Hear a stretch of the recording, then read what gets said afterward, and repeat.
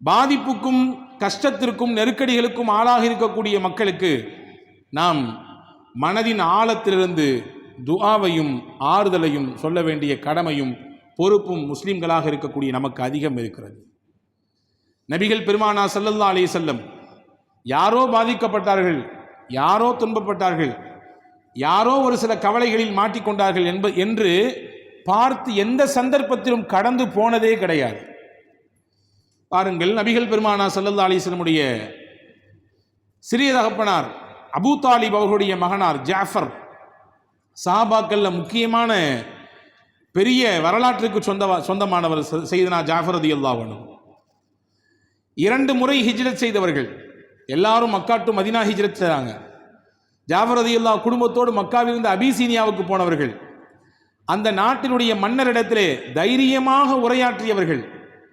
அவருடைய உரையை கேட்ட அந்த நாட்டின் மன்னரே அப்படியே கலங்கி போய்விட்டார். அதி அற்புதமான உரை.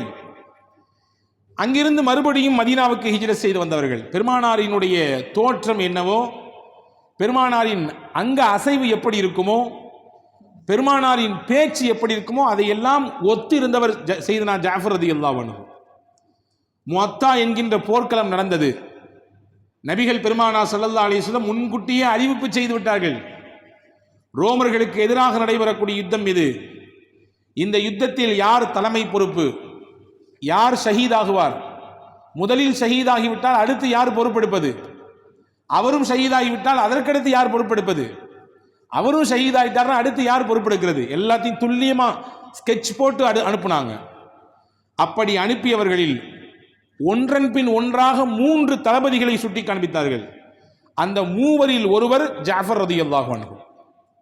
முஅத்தா போர்க்களத்திலே ஜாஃபர் ரலியல்லாஹு வீரதீரமாக போரிட்டார்கள். தலைமை பொறுப்பை மிகச்சரியாக செய்தார்கள். அவருடைய கரம் வெட்டப்பட்டது. இந்த கையிலிருந்து இன்னொரு கைக்கு வாள் மாறியது. அந்த கரமும் வெட்டப்பட்டது, துண்டிக்கப்பட்டது. தோல் புஜத்தை இறுக்கமாக பிடித்துக் கொண்டு கொடியை ஏந்தி கொண்டார். கடைசியில் அவர் ஷஹீதாக்கப்பட்டார். ஜாஃபர் ரலியல்லாஹு அன்ஹு இஸ்லாத்திற்காக வேண்டி செய்த தியாகங்கள், அர்ப்பணிப்புகள் எண்ணில் அடங்காதது. நபிகள் நாயகத்தை ஆச்சரியத்தின் விளிம்பிற்கே கொண்டு சென்றது. ஆனால் அவர் இறக்கும் தருவாயில் அவருக்கு சின்ன சின்ன பிள்ளைகள், விளையாட்டு பருவத்தில் பிள்ளைகள். ஜாஃபர் முஅத்தா போர்க்களத்தில் ஷஹீதாகிவிட்டார் என்கின்ற செய்தியோடு கனத்த இதயத்தோடு பெருமானா ஸல்லல்லாஹு அலைஹி வஸல்லம் ஜாஃபர் ரலியல்லாஹு வீட்டுக்கு போனாங்க. ஹதீஸ்ல வருது, ரசூலுல்லாஹ்வுக்கு ரொம்ப பிடிச்சவர் ஜாஃபர். அவருடைய பிள்ளைகள் நபி வருவதை பார்த்து கொண்டு தன்னுடைய தந்தை தான் வருகிறார் என்று ஓடி போய் நபி ஸல்லல்லாஹு அலைஹி வஸல்லம் கட்டிப்பிடித்தது. நான் ஆரம்பத்திலே சொன்னேன், நபிகள் நாயகத்தின் தோற்றமும் ஜாஃபர் ரலியல்லாஹுவின் தோற்றமும் அச்சு அசலாக ஒன்றாக இருக்கும். நபிகள் நாயகம் ஸல்லல்லாஹு அலைஹி வஸல்லமின் நடையும் ஜாஃபர் ரலியல்லாஹுவின் நடையும் ஒன்று போன்றே இருக்கும். தன்னுடைய தகப்பனார் தான் வருகிறார்கள் என்று அப்படியே வேகத்தோடு, அன்போடு, பரிவோடு அந்த பிள்ளைகள் ஓடி வந்து கட்டி அணைத்துக் கொண்டார்கள். அந்த பச்சிளம் குழந்தைகளின் பாவமறியாத முகத்தை பார்த்த பெருமானா ஸல்லல்லாஹு அலைஹி வஸல்லம் அன்னவர்களின் கண்களின் ஓரத்திலே கண்ணீர் துளிகள் தான் மிச்சமாக இருந்தது. நேர ரசூல் ஸல்லல்லாஹு அலைஹி வஸல்லம் வீட்டுக்குள்ள வர்றாங்க. அஸ்மா ரலியல்லாஹு அன்ஹா, ஜாஃபர் ரலியல்லாஹுடைய துணைவியார் வீட்டில் இருக்கிறாங்க. அந்த அம்மா நினைச்சிட்டு இருக்காங்க, நல்ல செய்தியோடு வந்திருப்பாங்க ரசூலுல்லாஹ். யுத்தம் வெற்றி கொள்ளப்பட்டு விட்டது, வெற்றி வாகை சூடி சஹாபாக்கள் மதீனாவுக்கு வர போறாங்க, உங்க வீட்டுக்காரரும் வரப்போறார் செய்தியை சொல்லுவாங்கன்னு நினைச்சாங்க. ஆனால் குனிந்திருந்த தலை பெருமானார் ஸல்லல்லாஹு அலைஹி வஸல்லம் நிமிர்ந்தார்கள். முகமெல்லாம் அப்படியே கவலையின் ரேகை. ஹஜ்ரத் ஜாஃபர் ரலியல்லாஹுடைய துணைவியார் அஸ்மா அம்மாவுக்கு புரிஞ்சு போயிடுச்சு, கணவரை பற்றி உண்டான ஏதோ கவலையான சம்பவம் நடந்து விட்டது. அந்த செய்தியை சொல்லத்தான் நபி வந்திருக்கிறார்கள் என்று செய்தியை சொன்னார்கள். அந்த அம்மா கண் கலங்கி வெடித்து அழுதார்கள்.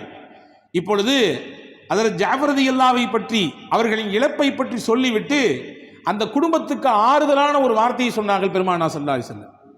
இந்த யுத்தத்திலே உங்களுடைய கணவர், என்னுடைய அன்பு தம்பி ஜாஃபர் இழந்திருக்கிறார் 2 கைகளை. அல்லாஹ் அந்த 2 கைகளுக்கு பகரமாக சொர்க்கத்திலே அவருக்கு 2 ரெக்கையை கொடுத்து விட்டான். ஜாஃபரு தய்யார், அந்த ரெக்கையை கொண்டு ஜாஃபர் அங்கே சொர்க்கத்தை சுத்தி சுத்தி வருகிறார். இங்கே அவருக்கு கிடைக்காத இன்பம் எல்லாம் அங்கே அல்லாஹ் அவருக்கு கொடுத்து விட்டான். சொர்க்கத்திலே இப்பொழுது அவர் இருக்கிறார். சுதந்திரமாக, ஆனந்தமாக சொர்க்கத்தை சுற்றி சுற்றி வருகிறார், அதை நான் பார்க்கிறேன், அல்லாஹ் எனக்கு அறிவிப்பு செய்து விட்டான் என்று முதல் ஆறுதல் சொன்னார்கள். அந்த அம்மா கலங்கி நின்னாங்க. நிறைய பிள்ளைங்க இருக்குது, இந்த பிள்ளைங்களுக்கும் எனக்கும் யார் இனிமேல் ஆதரவு? ஒரு குடும்பத்தின் தலைவர் ஆணி வேர் திடீரென்று இழந்து விட்டார், அந்த குடும்பமே அப்படியே கதி கலங்கி போய்விடும் இல்லையா? அதுவும் வளர்ந்து வரக்கூடிய பிள்ளைகள், சின்ன சின்ன பிள்ளைகளை வைத்துக்கொண்டு அனாதை பிள்ளைகளாய் அந்த ஒரு தனிப்பெண்ணால் எப்படி அரவணைத்து உருவாக்குவதற்கு மிகப்பெரிய சிரமம் இருக்கும் அல்லவா? அந்த அம்மா கேட்டாங்க, என்ன செய்யறதுன்னு கேட்கும் பொழுது ஹஜ்ரத் ரசூலுல்லாஹி ஸல்லல்லாஹு அலைஹி வஸல்லம் இரண்டாவது ஆறுதல் வார்த்தை சொன்னாங்க. என்ன, உங்களுக்கு ஏழ்மை வந்துவிடும், நீங்கள் பெரிய கஷ்டத்தில் மாட்டிக்கொள்வீர்கள் என்ற பயமா, அச்சமா? சொல்லிட்டு சொன்னாங்க, அன வலியுஹும் ஃபித் துன்யா வல் ஆখিরা, இதோ இந்த குடும்பத்திற்கு, ஜாஃபர் விட்டு விட்டு போன இந்த குடும்பத்திற்கு, இங்கே வளர்ந்து கொண்டிருக்கக்கூடிய இந்த பிள்ளைகளுக்கு நான் தான் பொறுப்பாளன். என்னுடைய பராமரிப்பில் இவர்கள் வளர்வார்கள், இனிமேல் என்னுடைய நேரடி கண்காணிப்பின் கீழே இவர்கள் இருப்பார்கள். இங்கே மட்டும் இல்லை, நாளை மறுமையிலும் தான் ஸல்லல்லாஹு அலைஹி வஸல்லம். இங்க மட்டும் இல்லை, நாளை மறுமையிலும் தான் என்றார்கள் பெருமானா ஸல்லல்லாஹு அலைஹி வஸல்லம். இப்ப இழப்பு ஏற்படுகிற பொழுது முதலில் அவர்களுக்கான முதல் தேவை ஆறுதல். இவ்வளவு கஷ்டப்பட்டன, அவன் ஒரு வார்த்தை கேட்டானா இப்படி சொல்றமா இல்லையா? இவ்வளவு தூரம் சிரமத்தில் இருந்தே அவர் வந்தாரா? இந்த ஏரியாவினுடைய முக்கிய ஆள் தான் அவரு, நம்மெல்லாம் ஓட்டு போட்டு ஜெயிக்க வச்சவர் தான் அவரு. ஏன் எங்களை பார்க்கல, ஏன் என்னாச்சுன்னு சொல்லி கேட்கல, அவர் வந்தா என்ன என்று கேட்கிறோமா இல்லையா? அப்போ இழப்பின் சமயத்தில், பெருங்கொண்ட நெருக்கடியின் சமயத்தில் மனிதர்கள் எதிர்பார்ப்பது, இயல்பாக எதிர்பார்ப்பது ஆறுதலான 4 வார்த்தை. அதை சொல்லுங்கள் என்று இஸ்லாம் சொல்லுகிறது. எந்த பெரிய கஷ்டங்கள் வந்தாலும் சரி, எந்த பெரிய நெருக்கடிகள் வந்தாலும் சரி, முதல்ல போய் உட்கார்ந்து ஆறுதல் பேசுங்க. நோயில நொடிகளிலே சிக்கி தவிக்கிறார் ஒருவர், ரசூலுல்லாஹ் போனா என்ன சொல்லுவாங்க? ஹதீஸிலே வந்திருக்கிறது, லா பஅஸ தஹூரா, அல்லாஹ் நாடினால் இதன் மூலம் உங்களுக்கு எந்த பிரச்சனையும் இல்லை, இன்ஷா அல்லாஹ் சீக்கிரமா குணமாக்கிடுவான், ஒன்றும் கவலைப்படாதீங்க, எந்த சிரமமும் இல்லை, அல்லாஹ் உங்களுக்கு நிவாரணத்தை தருவான் என்று பெருமானா ஸல்லல்லாஹு அலைஹி வஸல்லம் ஆறுதலான வார்த்தையை சொல்வார்கள் இல்லையா? நம்மளே சில பேர் சொல்லிக்கிறது உண்டு. சில மருத்துவர்களை குறிப்பிட்டு சொல்லுவோம், அவர்கிட்ட போனா அவர் பேசுறதுலேயே பாதி குணம் கிடைச்சிருங்க, அவ்வளோ அழகா பேசுவார், அவர் பேச்சிலேயே எனக்கு பாதி தைரியம் வந்துவிடும், பாதி குணம் கிடைத்துவிடும், மீதி குணத்தை அவர் தரக்கூடிய மாத்திரை மருந்து கொடுத்துரும் என்று சொல்வதை பார்க்கிறோம். அதே நாம் தான் இன்னும் சொல்லுகிறோம், அந்த ஆள்கிட்ட போனா பேசியே கொன்றுவோம், அந்த ஆள் பேசுறது கேட்டாலே பயமே இல்லாமல் இருந்தாலும் நமக்கு பயம் தொற்றிக்கொள்ளும் என்று சொல்வதையும் பார்க்கிறோம். ஆறுதல் மிகப்பெரிய மருந்து.